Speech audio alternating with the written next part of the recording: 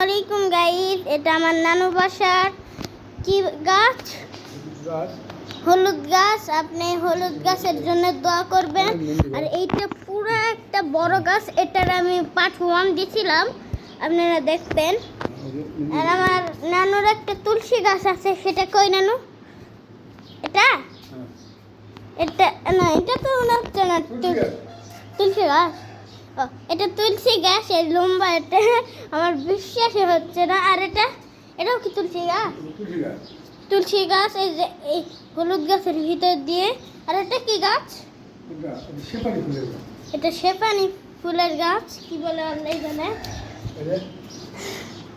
আর এই যে এটা কি গাছ? পেয়ারা আর কাঁঠাল গাছ।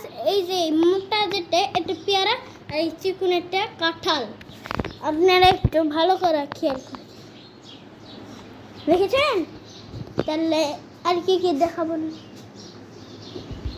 এই পুরো ভিউটা আপনাদের দেখাই।